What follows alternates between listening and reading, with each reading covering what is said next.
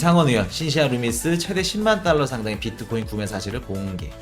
우리 신시아 루미스 우리 누님 아주 비트코인 긍정론자, 찬양론자라고 해도 되겠네요. 그래서 8월 16일 5만 달러에서 뭐 10만 달러 상당의 비트코인을 구매했다 이렇게 해가지고 얘기를 한다고 합니다. 그래서 미국 의원들은 비트코인이나 뭐 이렇게 개별 뭐 주식 채권, 상품 선물 이런 것들을 45일 내에 공개하도록 규정하고 있다고 합니다. 이 누님이 뒤집어지는 게 2013년도에 330달러의 첫 번째 비트코인을 구입했고 6월 말까지 현재 5개의 비트코인을 갖고 있다고 합니다. 5개만 갖고 있을까? 비트코인을? 330달러에 산 누님인데 자, 330달러면 좋네요. 부럽습니다. 어질어질해요. 그래서 지금 이상원 신시아 루미스 누님 요거 엘살바도르 국영은행 비트코인 도입 추진 이외 4개 기술 기업 적용. 자, 그래서 엘살바도르 지금 잘하고 있습니다.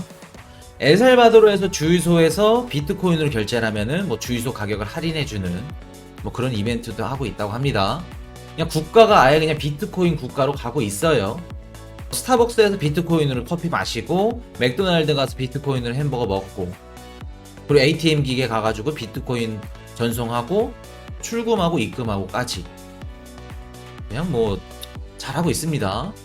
매집도 하고 있고 국가에서 지금 국가에서 비트코인을 매집하고 있는데 비트코인에 대해서 도박이고 뭐고 변동성이 심해서 화폐 대체가 안 되고 뭐고 그냥 앞서가는 겁니다. 그런 사람들이 많을수록 우리 코인이슈 영상 보는 사람들이 앞서가는 거예요. 오히려 더 좋아해야 되죠. 자, 비트코인 얼라이언스는 원활하고 효과적으로 법정 통화로 도입되는 금융 인프라 구축을 목표로 하고 있다. 자, 그러면서 금융 소외계층을 포용하는 추진하고 금융 민주화를 한다. 자, 그래서 관리 플랫폼 오픈 뱅킹 도입을 지원하고 얘네들 그냥 뭐 기술적으로도 다 이렇게 앞서가는 겁니다. 오라클 솔루션. 오라클 뭐라고 말씀드렸죠? 블록체인 밖에 있는 데이터를 블록체인 상으로 가져오는 거 오라클 이거 말씀드렸고 오라클 체인 체인링크 말씀드렸고 자, 거버넌스 국가 규모의 비트코인 도입이 가능하고 금융 플랫폼까지 디파이고 뭐 할 수 있는 거 다 하겠다고 하는 겁니다. 그냥 NFT고 뭐고 그냥 국가적 차원에서 할 수 있는 거 다 해가지고 암호화폐 결제 기업 플렉스와의 제휴를 발표했다. 대출, 신용카드 가맹점 상품이나 서비스 결제 등의 네트워크 전체 비트코인 수락을 개시.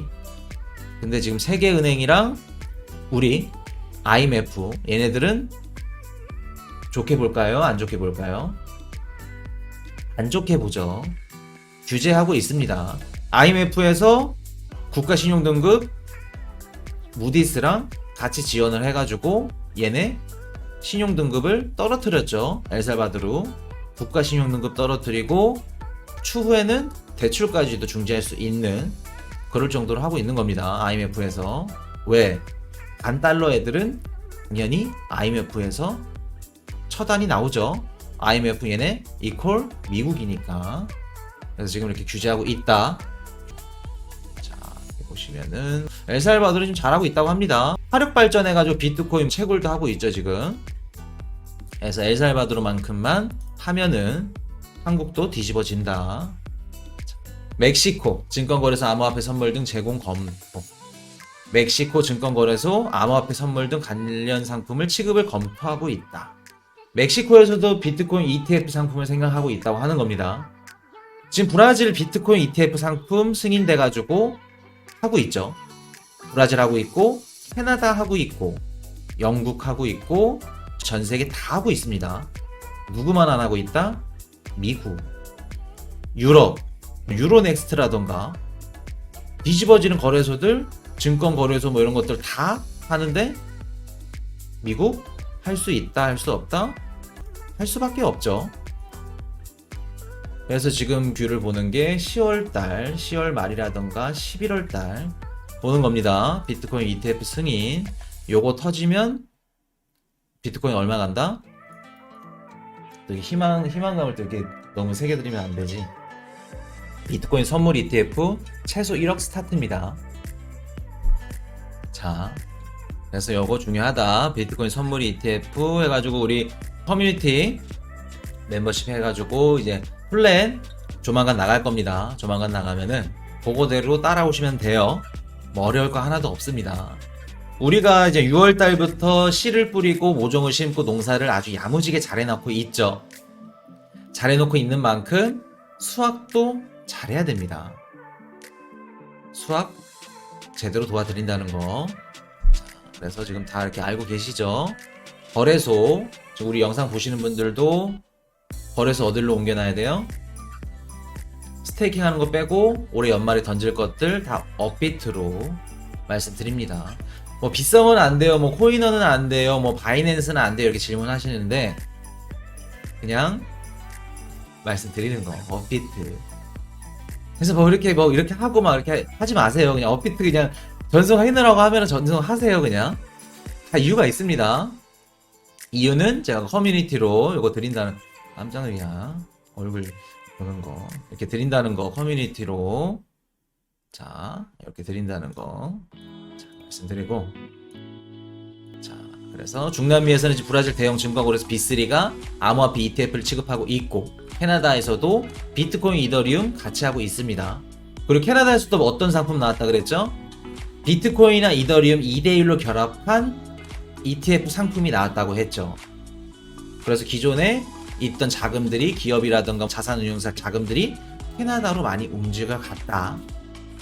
그래서 멕시코, 브라질 옆에 있는 애들인데 할까 안 할까 그냥 입 아프죠. 할 수밖에 없다는 거. 멕시코 같은 이멀진 국가들은 무조건 비트코인 도입해야 된다는 거. 필요에 의해서 국가적으로 차원에서 비트코인 시장 갈 수밖에 없는 거. 멕시코. 멕시코도 인플레이션 때문에 힘듭니다. 나라가. 자, JP모건 55,000달러를 돌파한 세 가지 이유. 뭐 이거 중요하지 않습니다. 뭐 누구나 아는 거. 뭐 제롬 파월이랑 게리 겐슬러 비트코인 규제는 안 하고 스테이블 코인만 규제하겠다.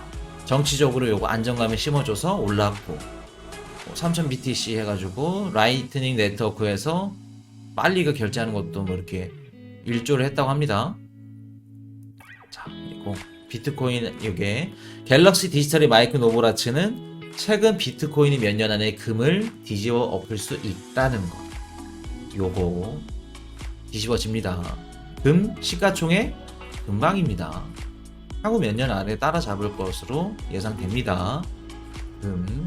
자, 헤지펀드 이제 조지 소로스 비트코인 투자 중. 요거 딱 제목만 봤을 때는 핫한 게 아닙니다. 이번 기사가 아니에요.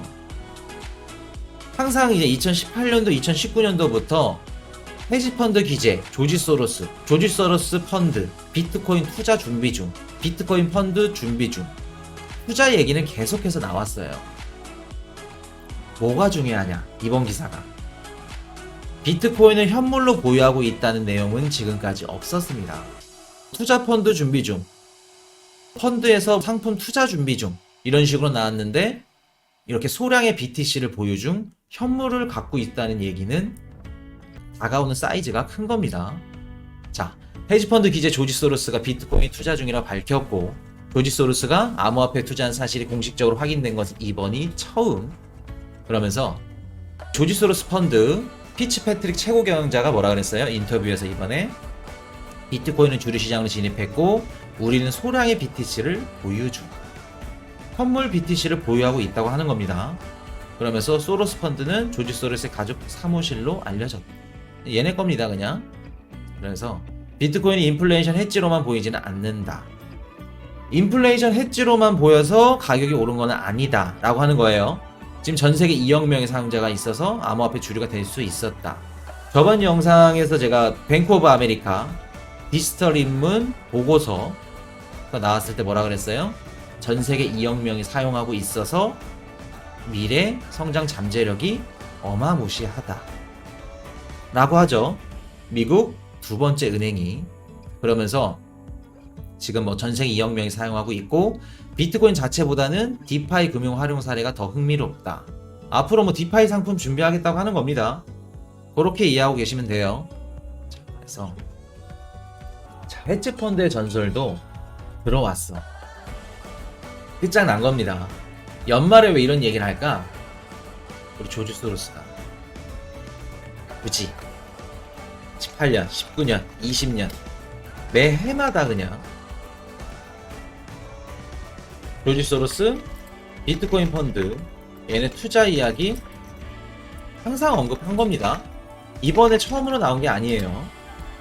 그래서 이거 좀 성의 없는 기사를 갖고 오신 분들은 그냥 조지 소로스가 비트코인 펀드 투자한다. 매해마다 1년에 한 번씩 그냥 써먹는 건데.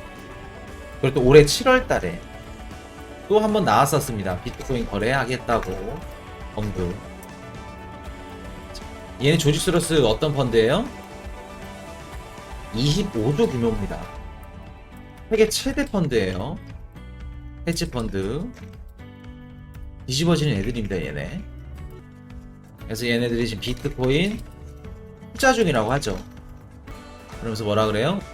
피츠패트릭 CEO 비트코인은 주류 시장으로 진입했다. 그리고 우리는 소량의 BTC를 보유 중. 소량인지 대량인지는 모르지 또. 그리고 개인 지갑에 레저 나노에 있을지 없을지도 모르고. 얘네 그냥 얘기는 다 글러 들으면 됩니다. 그냥 현물 BTC 보유 언급은 처음. 요게 중요한 겁니다.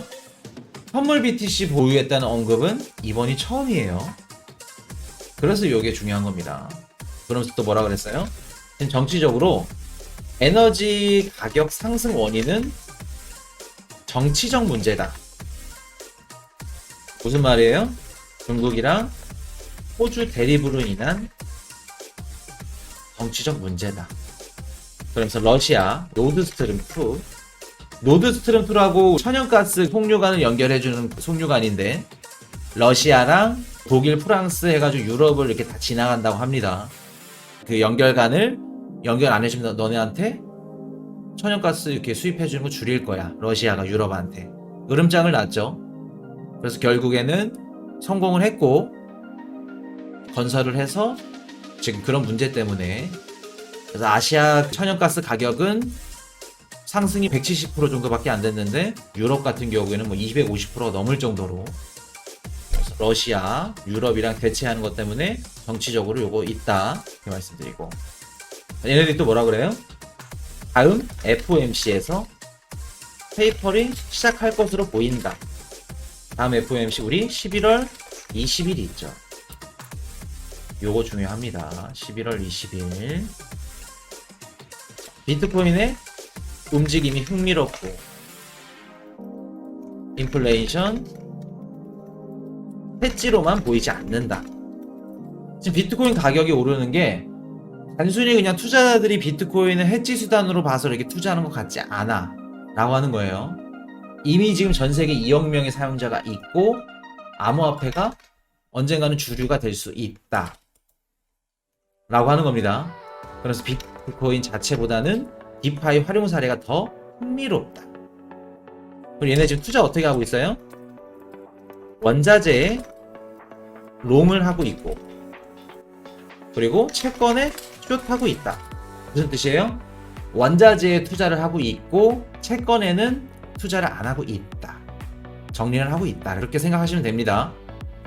그 다음 위기를 대비해서 현금을 보유 중이다. 다음 위기 뭐예요? 국가 부도, 금리 인상, 금리 상승, 페이퍼링, 입하게 뭐 이런 거 있겠죠. 자, 그래서 제일 중요한 거 조지 소로스. 조지 소로스가 이렇게 인터뷰하면서 예전에는 암호화폐에 대해서 이렇게 좀 부정적으로 얘기한 게 컸습니다. 근데 이번에 처음으로 암호화폐 긍정적으로 표현했다. 그리고 현물 BTC 보유 언급은 시장에 크게 다가왔다. 이렇게 보시면 되겠습니다.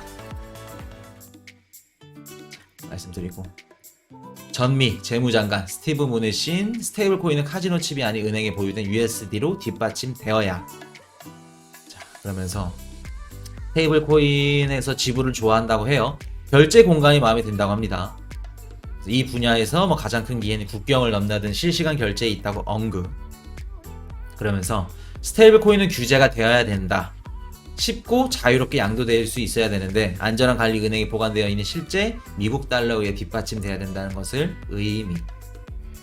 그러면서 뭐 볼륨 보고서 오늘 테더 기업 어음에 대해 가지고 이렇게 좀 디스를 했다고 합니다. 안 좋다고. 자, 그렇게 해서 오늘 이렇게 나왔었는데 스테이블 코인은 카지노 칩처럼 되어서는 안 된다. 게리 겐슬러 형님이 하는 얘기랑 또 똑같죠. 그래서 미국이 교환할 기회를 가져야 되고 그냥 쉽게 말해 스테이블 코인 앞으로 미국 규제 안에서 흘러가야 된다 라고 하는 겁니다. 내년은 말씀드렸듯이 스테이블 코인과 CBDC의 한 해가 될 겁니다. 그래서 CBDC 나오면 어떻게 된다 그랬죠? 스테이블 코인이 지금 하는 역할을 우리 CBDC가 하게 될 거고 비트코인 사고 암호화폐 사는 거를 CBDC가 하게 될 거다. 그리고 기존에 있던 스테이블 코인의 영향력이라던가 기능은 점점 줄어들게 될 거고 CBDC의 서브 역할을 하게 될 거다. 그렇게 보시면 됩니다. 뭐 CBDC가 나온다 그래서 리플이 망하고 뭐 스텔라가 망하고 그냥 뭐 아예 송금 네트워크도 모르고 그냥 송금망도 모르고 그냥 모르시는 분들이 이렇게 하는 얘기입니다. 어차피 송금 코인으로 안 쓰여도 CBDC, 스텔라, 리플 네트워크 위에서 송금망 무조건 써야 됩니다. 그렇게 알고 계시면 좋아요. 리플, 스텔라. 자, 조지아 중앙은행 2022년 CBDC 파일럿 시작. 조지아 커피 맞죠? 맞을 겁니다. 조지아 중앙은행은 내년에 중앙은행 발행 디지털 통화 CBDC 시범 프로그램을 시작할 계획. 그래서 우리 부총재가 소매용 결제하는 데서 CBDC를 쓴다고 합니다. 추후에는 뭐 이제 큰 금액이라던가 기업 대 기업, 뭐 기간 대 기간 결제까지 할 수 있는 그렇게 확장해서 나가겠다라고 하는 겁니다. 그래서 암호화폐가 아니라 현금의 진화, 결제 시스템의 효율성을 높이고 금융 포용성을 확대할 것. 좋은 말이죠. 조지아 얘네 작은 공화국인데 이런 신흥국들 무조건 쓸 수밖에 없다. 마을이 되게 이쁘네요. 이렇게 불 켜놓으니까. 조지아. 나중에 우리 또 팬데믹 끝나면 한번 가보고 싶은 거. 조지아. Hey, I got a confession. Been losing all momentum. Just because it's easy, well, that don't make it better.